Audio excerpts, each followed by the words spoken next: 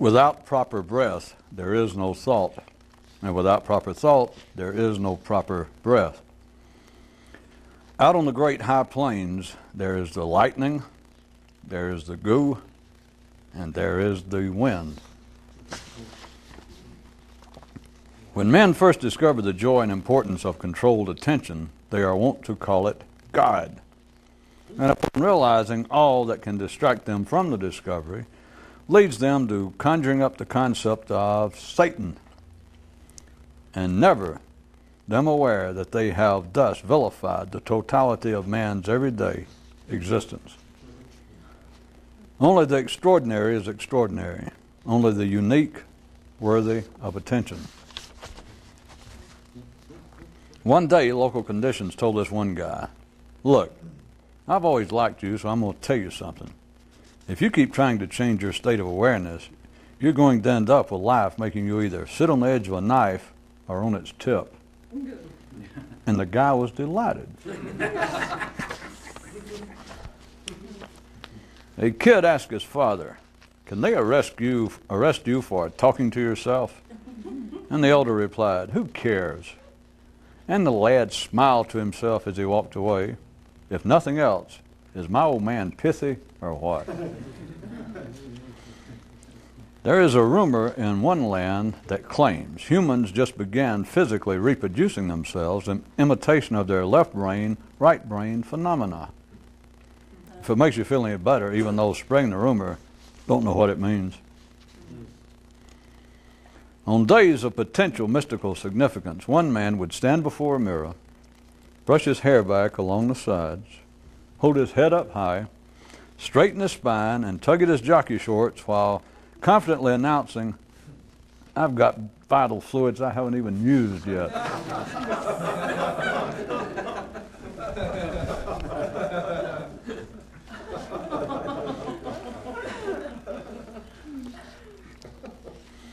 Looking around at his library, a man suddenly thought, "My God, I never realized it, but all books are written about other books." This made him so excited that he was almost frightened to think how he was going to feel as soon as he applied this to all ideas.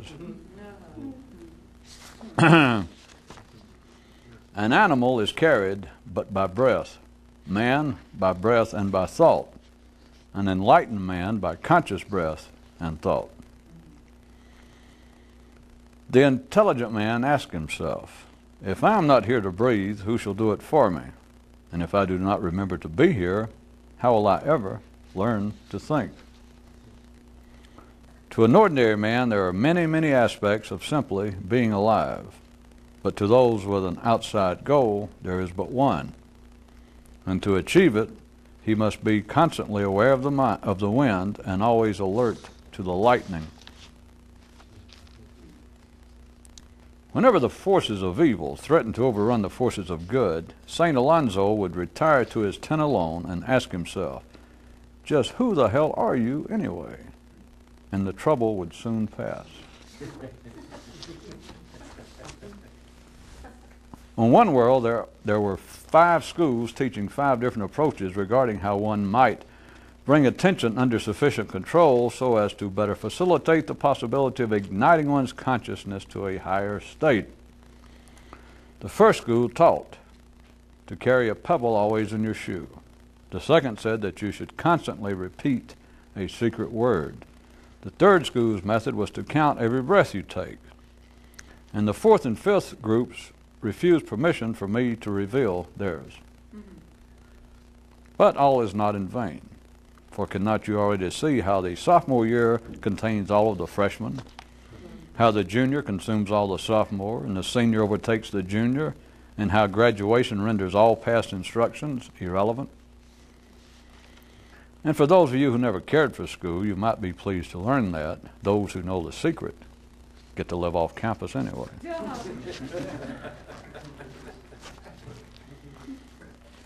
The problem with just chasing thought is that it can turn into thought chasing you, and you never realize it.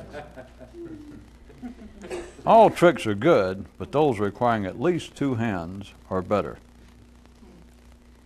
It is said that some passengers on the Great Mythical Express even as they ride, do exercises, anagrams, floss their lungs, and learn to play the banjo. Once inside reality's apartment, one man could hear life breathing behind the closed bedroom door. And to help protect himself, just in case, real loud he said, "Yeah, I'm mad as hell, and it'll be my pleasure to take lots more."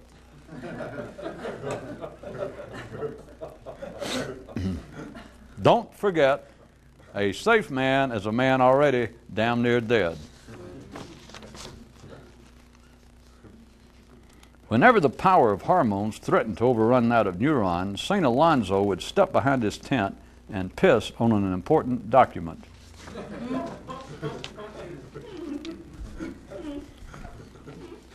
A mystic told an audience of people interested in such matters, "If the most extraordinary thing you do, the most extraordinary thing in your life is coming to hear me speak, then you're not doing anything extraordinary enough to bring on awakening." A boy said to his father, "I do so love to hear the sound of the train as it passes so far away."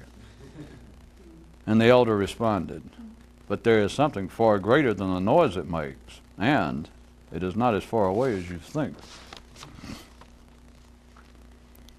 A man seeking directions wrote to Dr. Painful, "Dear Doctor, in my attempts to bring my own attention under control, all I can seem to manage is to remember to read books about it. Is this enough? Does it count for anything?" And now some more mythical history.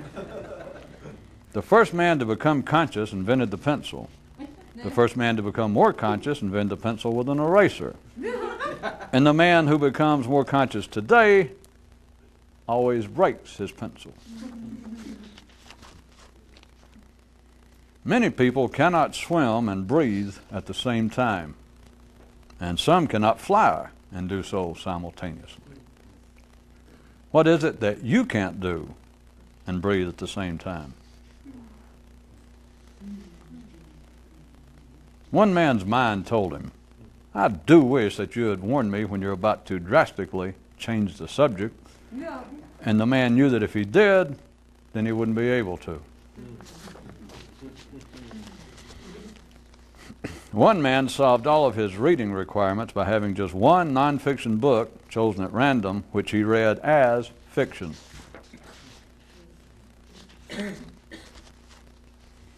As he increasingly began to discern the distinction between reality as perceived and life as it is, this one man started picking up the 11 o'clock news first at 10, then at 9, then at 8, and like that. One chap was recently prompted to think, if the body running down eventually results in death, what might the mind wearing down lead to? And just the question itself so excited the man that he ever so slightly soiled his shorts. In a metaphorical and metaphysical manner, I'm sure.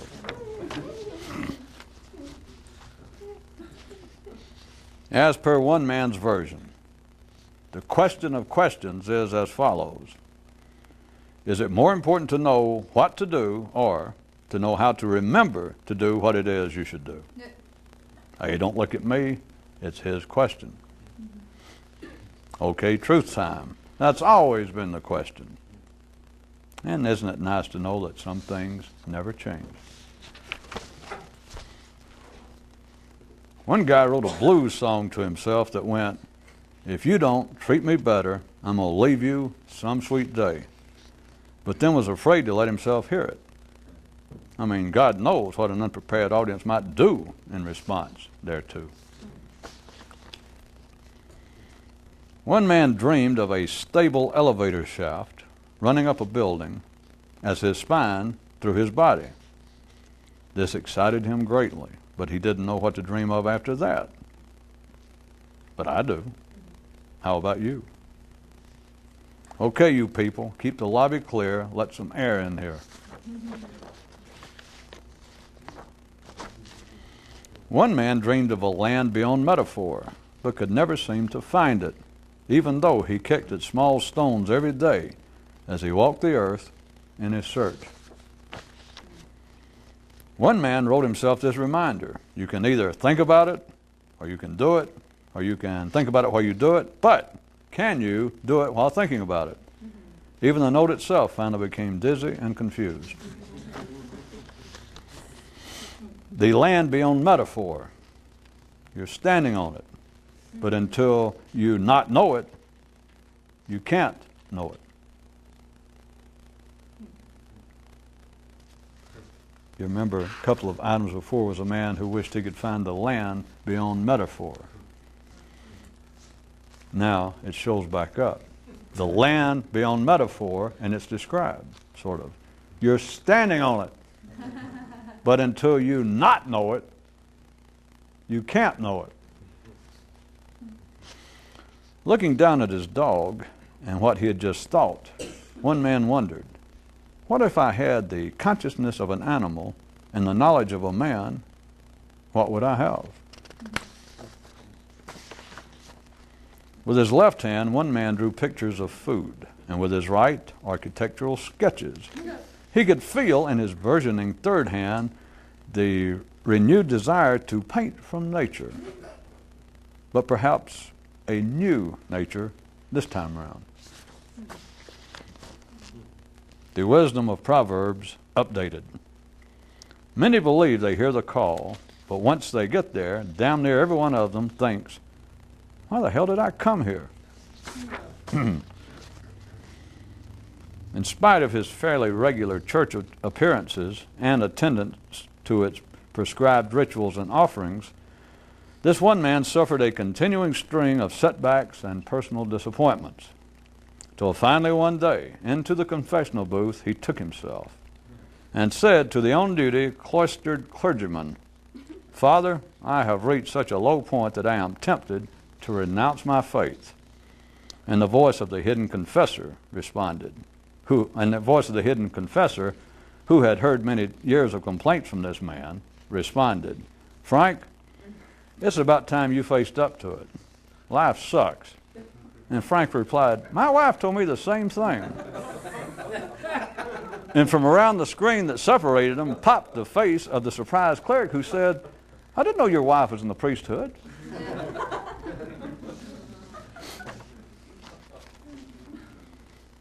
Concerning myths, metaphors, legends, and allegories, an alert passenger on the great train ride finally realized it doesn't really matter what the story is, just as long as it keeps a man awake during the trip.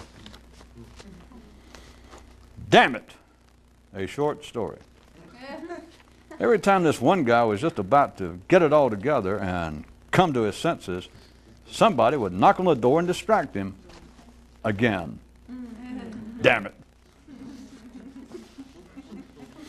Rather than going away and joining a secret school or having his awareness apparatus replaced, one man just disconnected his doorbell.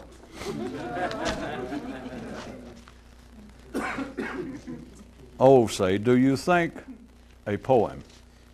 Oh, you can think about this or you can think about that, but a right-thinking mystic doesn't have to put up with crap like that. Oh.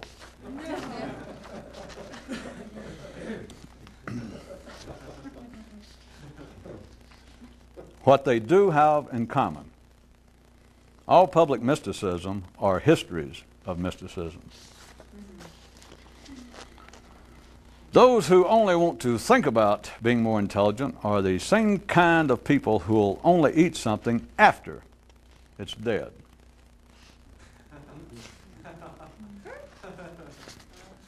Okay, young green thumbers, you got yourself these two choices. You can either plant yourself a garden or go lay in one. Whenever he could remember to do it, one man would cry out, I'm not home, I'm not home, which would cause him to suddenly be at home.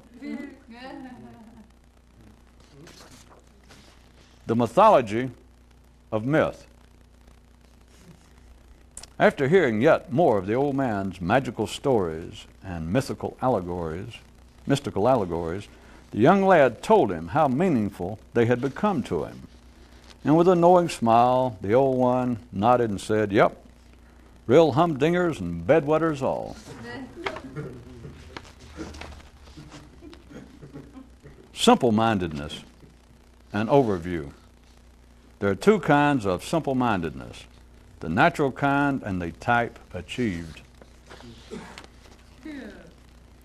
Time for more facts. Yes, it is true, in the attempt to change consciousness, there is only one method, the method that works for you. While there should be agreeable news, in the beginning it's not. But hey, what are facts for? Whenever the urge to retreat would threaten to overtake his desire to press on, St. Alonzo would kill himself again. And when the day finally came, when everything he knew threatened to overtake everything he longed for, St. Alonzo moved to a place cold enough that he could see his breath. Concluding addendum: a well-tempered symbolism is not worth the paper it's written on.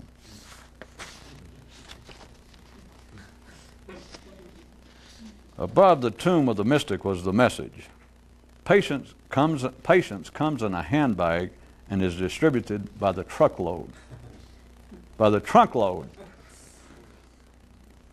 But few ever got to see it, since the place was open only once or twice a year on days never announced.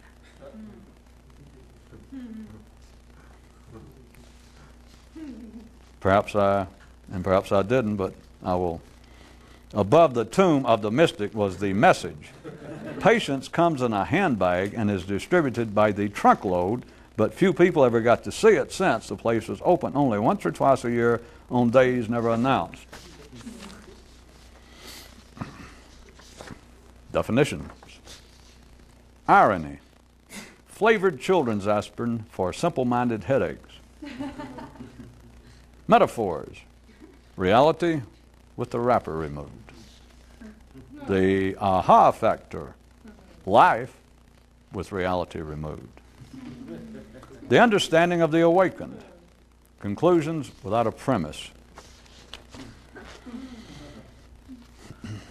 The song.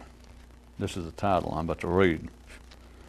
How to determine that, beyond your awareness, that you have already flunked out of mystical school, been thrown off the Transcendental Express, and might now be ready to start your own public ministry. How to tell. You're prepared to teach to others that which you yourself cannot remember to do. Coda. Some things never change, and a self-imposed pox be upon he who once knows this, and then thrice or more forgets it. The truth, or anything else, can't set you free if you don't remember it. Rim shot and out.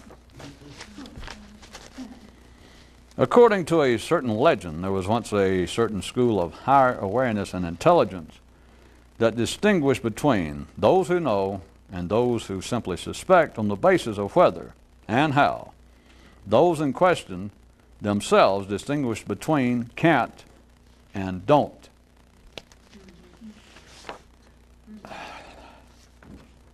See, the item just before contained things about people can't do something, and then about people who don't do something. To try and even up the odds of the game, one man would spend more on bathroom tissue than he did on metaphysical manuscripts.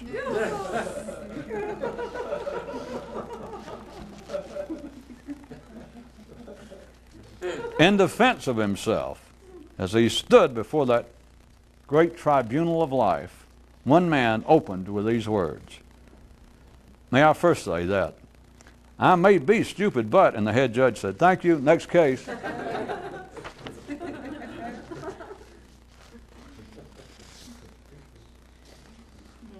After searching for it all over the world for a great long time with his mind, the shock of his ultimate discovery caused one man to declare to himself, "The fire is all around us. Burn all your notes." Still on the train. Upon arising one morning, he found a note slid under his compartment door. And sitting back down on the bed, he read it. Quoting, "Somewhere between Paris and Istanbul, you will pass a man in the compartment way, who will move to the left when you do to the right, and will breathe in when you do out.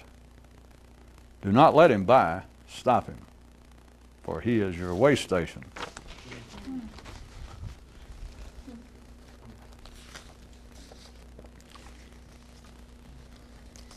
Parts again of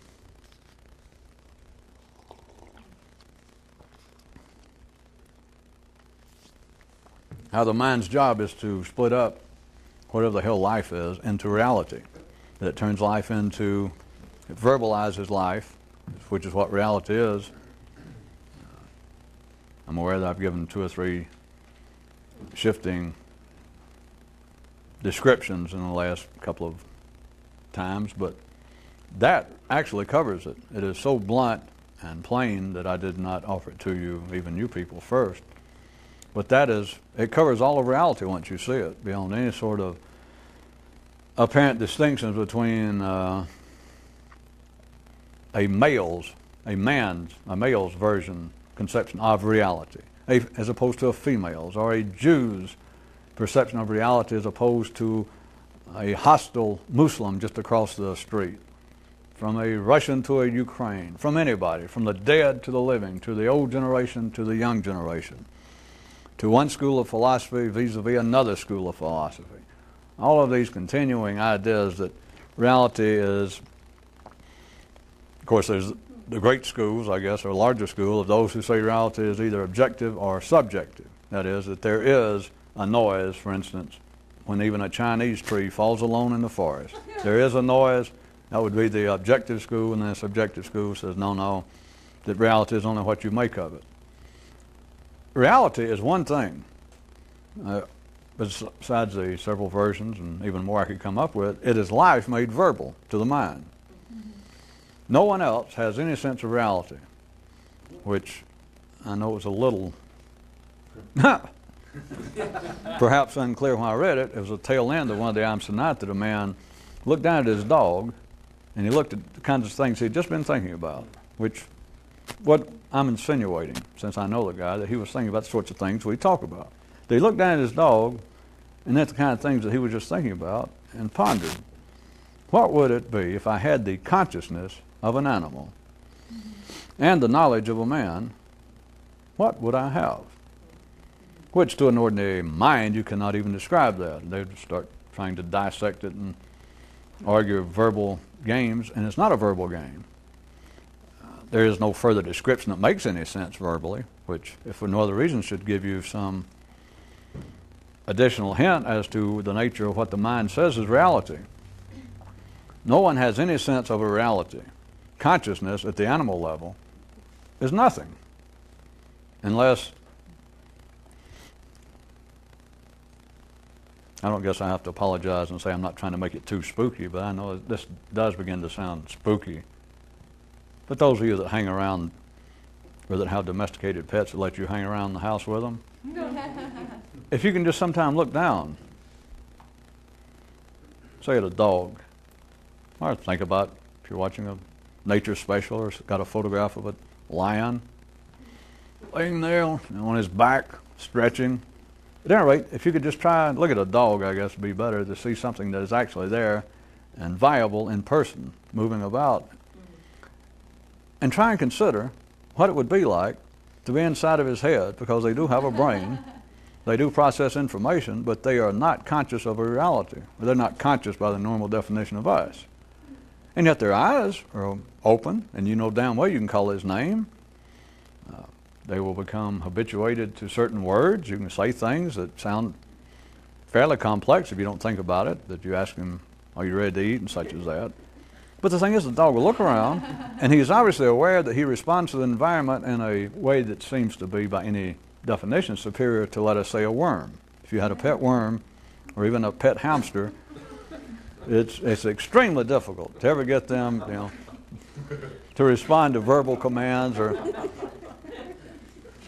They just mainly respond. Other animals respond just primarily to movement that either foretells a possible meal or foretells that they may be one if they don't move. But anyway, back to, and don't, try. Think about it. If you were laying there right there at the floor at your feet, and a dog, and inside of his head, and the dog looks around, he's aware of stuff, you can talk to him, he takes naps, he sticks with you, that he seems to be, like I said, from any reasonable relative human view, more conscious, at least in quotation marks, more aware of the environment than a hamster, than a worm. And think what it would be. There's not a punchline I'm going to give you to this, because it was just sort of an aside, but to be in the head of a dog, seem to be conscious to some degree, and yet you're not conscious because you don't think. There is no reality. There's simply dogdom, life.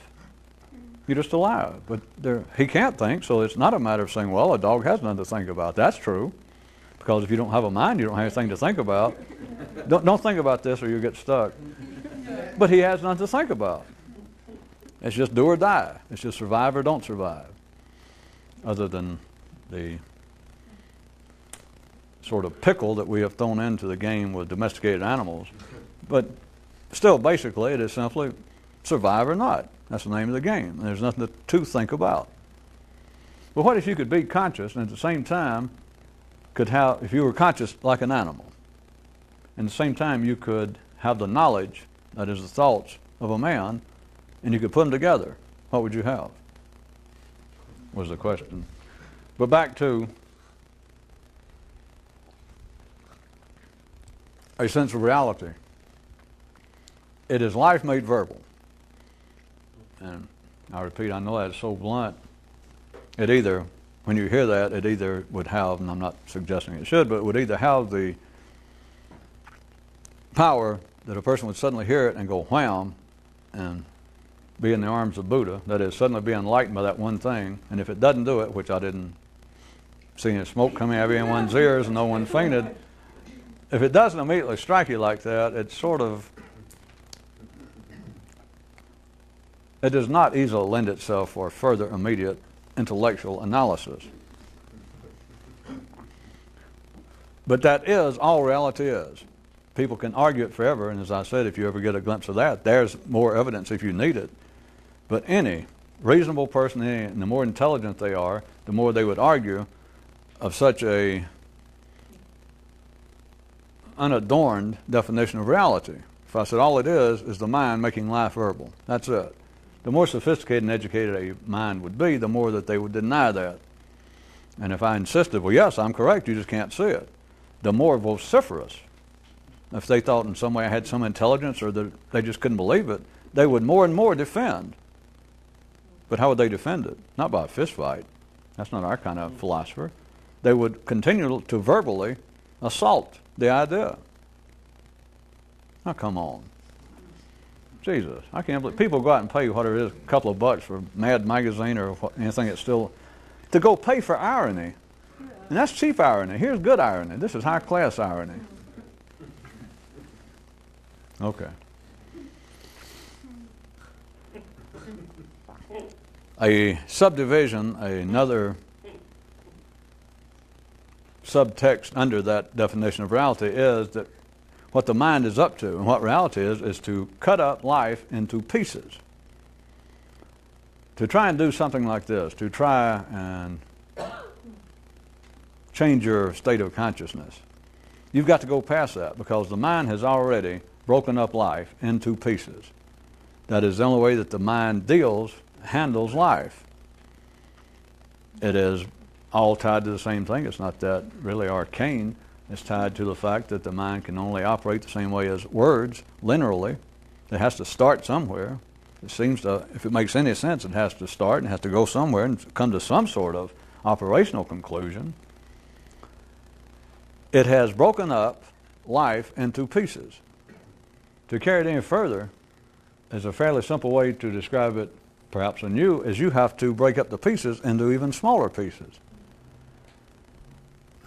Before I take that to its illogical conclusion, thank you, I would point out that right there is another reason, once you see it, that all discussions of the world of man to someone attempting to understand anything greater is after the first blush, after reading Time magazine once, after seeing the news that on any network news show one time. After that, that's it.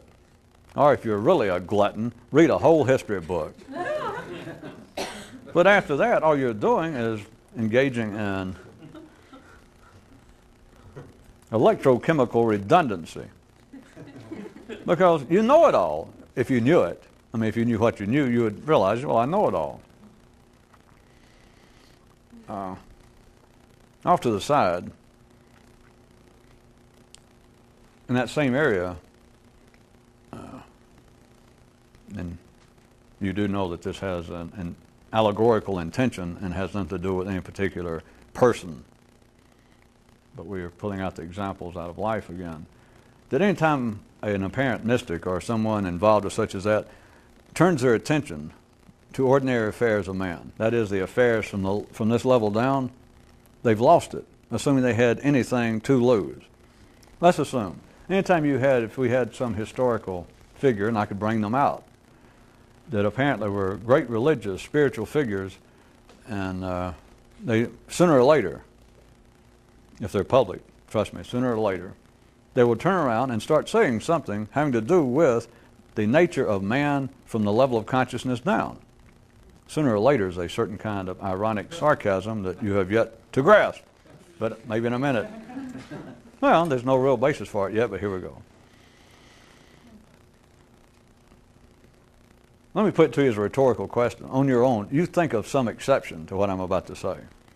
And I can just start making up examples. But remember my kind of division, this ad hoc division of man into the level of consciousness, and from here down we would be very similar to a dog. Conscious, only at the physical level. No thought. And from here up is the only thing that distinguishes man. And so you got, let's say, we're at the ordinary level of consciousness, and you have someone, by all appearances, who swears that their whole life is devoted to things non-material, to things non-standard, commonly referred to as a mystic of some kind, some person who purports to be, or who appears to be, actively involved in things not of the world of Caesar, but of the world of a higher kingdom. Matters metaphysical, mystical, mystery schools and activities. My question to you is, think of an example, think of an exception to anyone who ever does such as that, who does not finally, I like sooner or later, for those of you people who really think that time still has any stability other than that quite reminiscent of silly putty. Or the lightning and goo field, whereas the goo has begun to run in ways I don't want to talk about. Can you think of an exception to a mystic, by all appearances, a public, recognized person involved with matters higher, who will not sooner or later tell you, I just start pulling them out? Assuming he's a meat eater. Why it is that it's proper for a mystic to eat dead flesh, because God put animals here so that man would have something tasty to put on the plate. I kind of jazzed it up, but or he could say why it is a man should not eat meat, why a man should be a vegetarian. Why it is, this mystic will finally say, and when I said sooner or later, he might hold out, God knows, a week, a month, of talking about very flighty, new age, high class, metaphysical, non-standard, non-mundane matters. But sooner or later, me giving him a month, you know how big-hearted I can be, that he will start saying, after he's tried to talk for a while, I shouldn't be that silly. Most public mystics, they'd be hard-pressed to get past one night of speaking for an hour. I doubt if they could do that. Remember, we're not talking about anybody in particular, although it's true out there. I'm talking about, as always, something else having to do with an individual. That it would be probably within an hour of some person who could gain some Or some man who says, that seems to be, has a reputation, all the appearances, all the work, and they got some sort of building, some kind of organization that I am involved with, and all these people are involved with the kinds of matters to affect a man's soul, his spirit, a higher state of consciousness. And you go listen. They would be hard-pressed to come up with an hour's worth of material before he would suddenly say, and by the way, God wants everyone to keep sex strictly within the confines of legal marriage. God wants people not to eat meat. God wants people to be sure and get 8 hours sleep. And no one ever notices this. They are now talking about matters having nothing, other than the fact everything's connected in a closed system, but having nothing to do with matters mythical, much less mystical. All of this you could get from your grandmother. All this you can get from people standing in a bar eating a hamburger, drinking beer, trying to pick up a waitress. You can get that wisdom. You don't have to go anywhere. Do you follow? That there's not, if you took all the would-be mystics, all the public mystics, all the people publicly involved at any given time on this planet, in matters having to do with some secret effort, some personal, great struggle to increase one's understanding and awareness, if you put them all together at any particular time, including right this second, it would be hard-pressed to take them all, melt them down into one, and they could come up truly with an hour's worth of material that did not begin to lapse into matters having to do below the level of consciousness. And you never notice it. Of course, all religions, that's the heart of it. If you took that away from religions, they would collapse. We'd be able to pick up some of these real nice cathedrals around, some of these Gothic churches for, it'd be fire sale time. But now think about it, beyond that is so broad and blunt that I'm not even sure. You can think about it later. It's worth 10 or 15 seconds maybe. But think about the areas in life, all the histories of the people, the recorded histories, which is the same thing as a publicly known mystic now, as I gave you the new definition or a different view, that public mysticism, whatever it is, known mysticism is one thing. It's histories of mysticism. And that's at best. But if you took everyone at any particular time, right this second, involved with public activities that claim to be something, that yes, we are indeed, to whatever degree, that yes, I represent a line of Sufis, I am part of the continuing school sent by some great Zen master, I am one of the revivers of the great secret Gnostic, Christian, and Jewish tradition, whatever they say. And if you melted them all together and made one archetypical would-be mystic at any time on this planet, this can be recognized who claims it publicly. I guess I should keep trying to tell the truth even better. They'd be hard-pressed to come up with 15 minutes worth of material. Now, about the only way they can get around it, you understand what I'm saying? That they could even come up with 15 minutes worth of material that did not have something to do with suddenly saying, all right, by the way, I want to point out, it's obvious that the gods or the fates or whatever it is, the force behind the great secret work, one thing, it does not want people having unlicensed sex outside of marriage. It does not want people eating meat. And you're thinking, well, this is important. How did we go from here to somebody telling you? Of course, he didn't say it. They always say God's the main one they throw it on. Is, by the way, God does not want men and women having sex outside the sacrament of marriage. And you think, well, now, this is important stuff. It is. I mean, what does this have to do with this? And you never notice it. And I said that they'd be hard-pressed to come up with 15 minutes worth of material the way they survive. In case any of you have got that kind of smart-ass mind that wants to argue and go, wait a minute, how do they survive? After the 15 minutes of what little they may know. I should keep narrowing it down and so that you could... All right, leave it at 15. Sometimes it galls me to even have to tell exaggerated stories like that to make a point. A few minutes worth. But then the way they survive, to respond to your smart-ass potential comeback to that, is they no longer talk about if they know one little thing or they read one little thing that some past mystic said that really hit them. They got that and they drag it out for 2 or 3 minutes and they don't know what else to say, no, and the crowd begins to fidget. Then you have to start with God. Or if you don't like God, flying saucers, channeling for dead spirits. In other words, the hocus pocus, the spooky time, the stuff that has that's simply a hobby, nothing more than a hobby. It doesn't matter what good intentions, it doesn't matter what good feelings the person repeating it has and wishes everybody could have the love of God or the love of their fellow man and we could stop all wars and hunger and all that. Good intentions doesn't mean anything, except at the ordinary level. It has nothing to do with understanding. It has nothing to do with useful information. Because I have tried to get you to see, and some of you have seen, that you can count on one thing. Anybody who's standing out in public ready to help you, you got to be real ordinary. You got to be as simple as they are to even swallow the illusion that they can help you. Trying to quote some of mine, past ones. Only those who can't help you will offer to. That was one some of you seemed to like one night.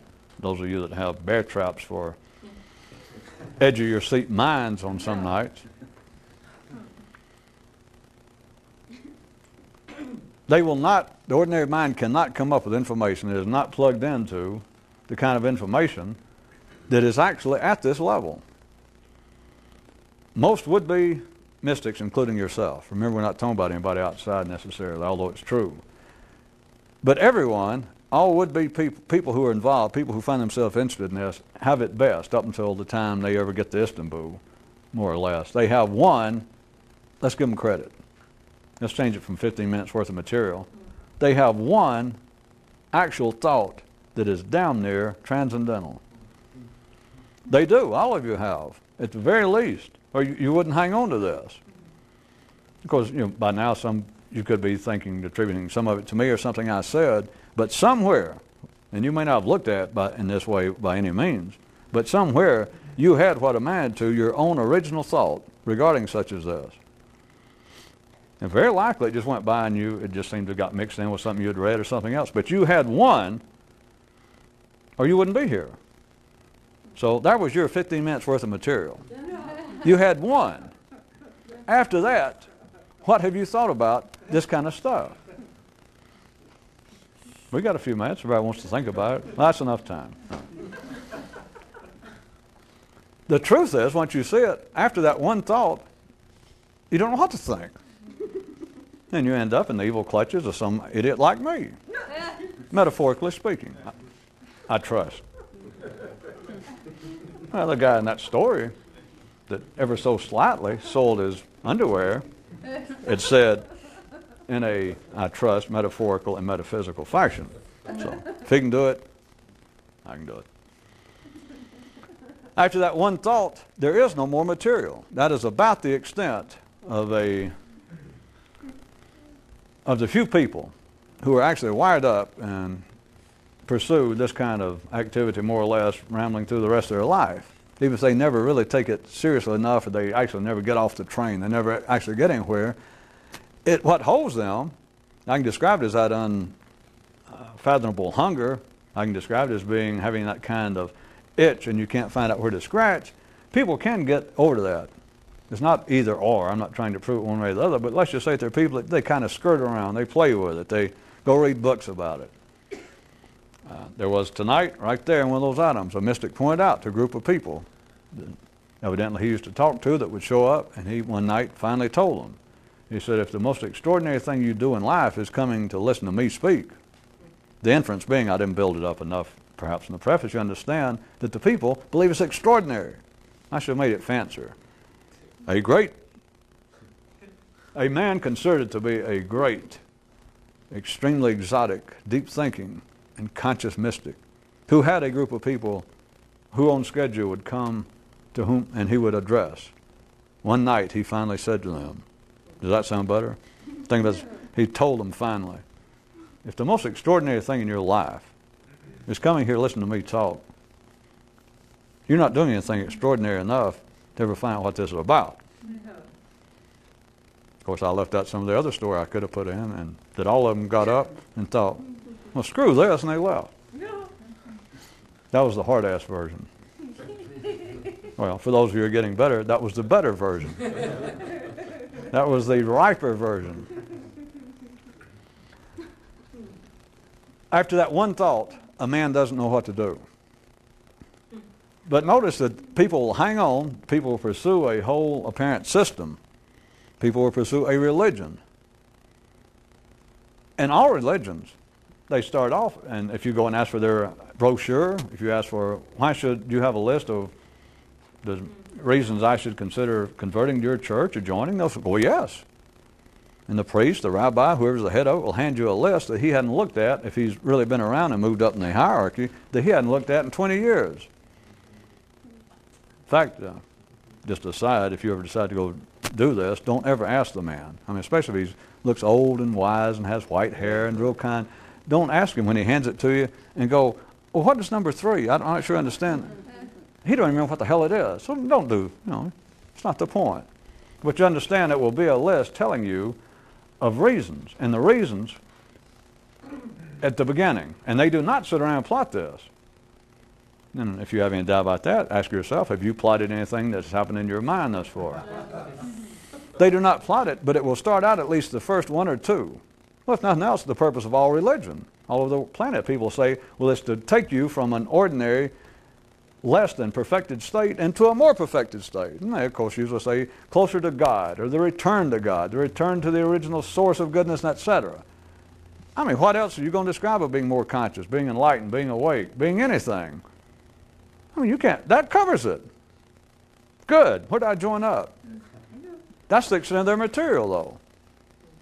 Well, when do you have services? Well, every Sunday, 7 nights a week, twice a day. We have rituals here. We have a service. Well, by God, I'll be here tomorrow. Well, we have one this afternoon. I'll be back then. And you go back, and there it is at list, and it says, to bring you, to return you to the Godhead, to return you to the Big Bang, to take you back from whence you cometh. The union with the truth, whatever you want to call it. And you look at it and you go, that's it. All this life, I've been worried about what it is, and it was down the street here on the corner. I always thought the building was beautiful, but I didn't know what the hell it was. Well, we got another service at 7. You show back up.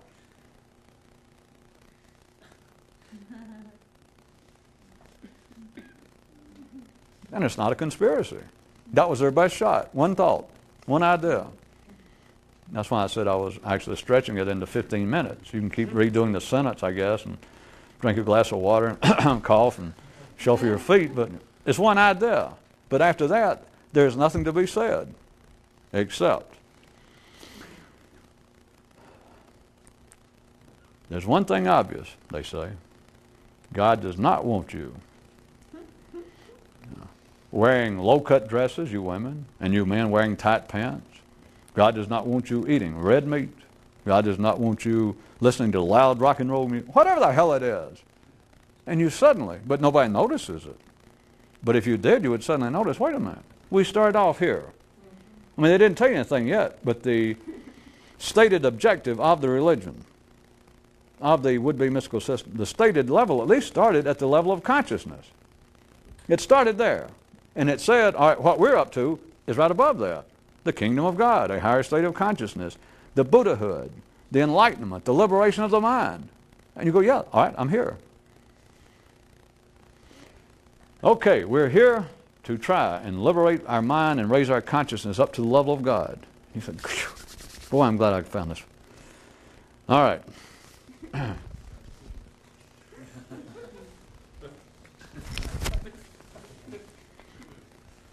All right. Children, flock. The first thing, you've got to understand, God does not want people eating meat. Now, are you taking note? God does not want you having sex. And nobody notices it. It is now not even at the level of consciousness. I mean, it still is because it's on a verbal level, but it now doesn't even have anything to do with the minimal support of this. Because you don't need any of that to stay as conscious as you are now. You understand the beauty of trains being able to back up in a closed system. Merry-go-rounds run backwards. And the people riding on them can just hoot and holler. And I'm talking about sober, unstoned, and never notice that the son of a bitch, they put it in reverse. Because you really get good, you notice. If you ever even imagine you see that, wait a minute, you've reversed it and you want to say point of order, they'll reverse it again. And you go, well, that's better. In some quarters, that's known as converting from one religion to another. That's just one example. Well, now I'm getting somewhere. They'll go from being a vegetarian to going back to eating red meat because you meet a mystic and he goes, by God, God wants us to eat red meat. And you think, well, hey, if he said it. Except notice, only mystical and religious teachers say that God wants you to eat red meat who themselves enjoy a nice hamburger and steak. And conversely, only those mystics and more conscious men and women and mystical teachers throughout the ages will go ahead and tell you, and a good thing too, I guess, that God wants you to eat only grains, only veggies and grains. But it's always mystical teachers who themselves eschew meat. So there you are.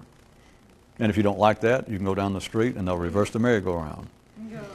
Or of course, if the mystical meat-eating teacher is hard up and you go, wait a minute, I don't believe in eating meat, he will suddenly come to his senses in your case and go, you're right. It takes a very advanced student. I don't tell the rest of them, but real advanced students like I can tell you are. You say you do have some money.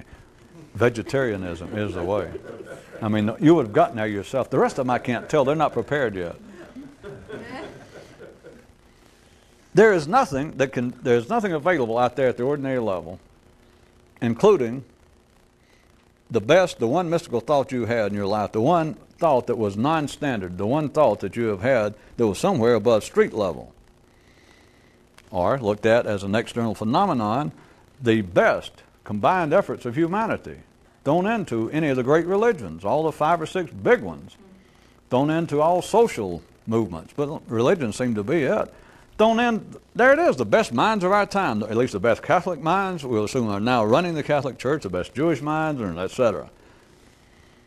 And they've got hard-pressed.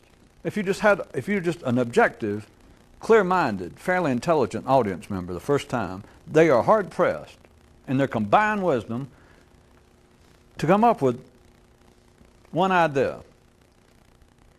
15 minutes worth of material, taking in consideration a lot of coughing and and beating on the mic. Is this on?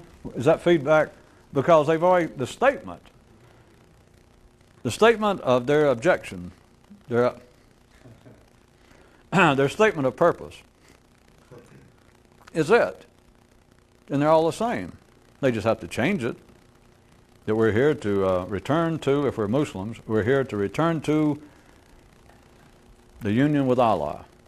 If you don't like that, you can go down the street and find a Catholic church, and it's to return to God. And find a Buddhist organization that's to join in Buddha consciousness. But after the objective is stated, there's nothing to say after that. And they will drop immediately from even the line of talking about that we're going here.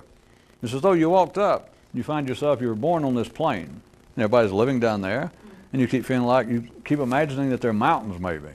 And you finally go to a place and it says a sign. It seems to be some sort of little hillet, maybe it's getting a little, and it says a sign. In charge of discovering mountains, moving up higher. And you go there and they go, yes, that's it. And you join up. They say, we're going to have a mountain climbing lecture 2 hours from now. Be sure and be back. And you go, I will. And you go back and they announce. Now, is there one here for the mountain climbing instruction, the discovery of higher levels, higher mountains? And you go, yeah. Now, you understand what we're talking about? We're talking about getting off this plane down here where we all live. You may have friends in that, so you got to be prepared for the hardships. Got to be prepared for the hard decisions. So you're all interested in moving up from this level, from where we're living, up like mountains. You all go, yeah. He goes, good. Okay. Now here, this is pretty secret and powerful information, but here we go. Now in your houses down here where we're living now, you've got to be sure and keep them real clean. Maybe you should write out some of this down. And you should try and leave your windows open unless the temperature, if it gets too cold, maybe your children, and you should stay in your own house with your wife. You understand it goes on, and you can start taking notes, and it's the last you ever heard about moving off of where you're living because they don't know anymore.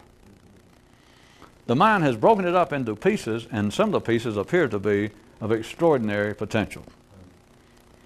Religion in the beginning, and then any sort of apparent system of some meta-gnostic, some transcendental nature.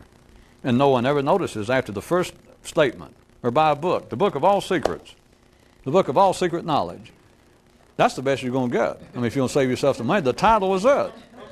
It's downhill from that. Always has been.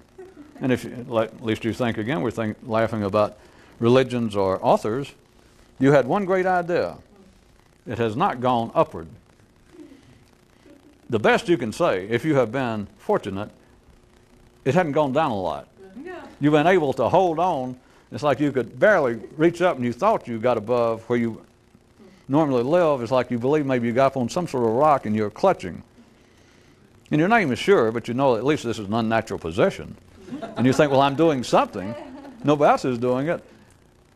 And you never got any higher, but as I said, if you've been, let us say, lucky, I guess according to your definition, you have not actually ever fallen back down completely.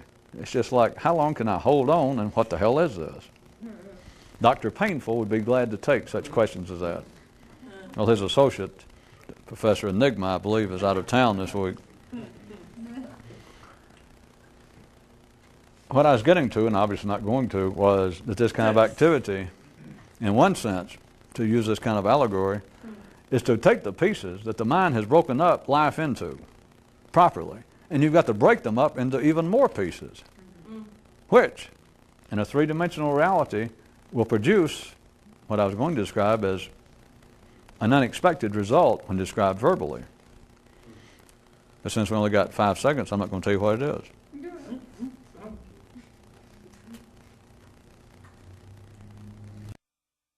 I wasn't going to tell. Go ahead and cut it off.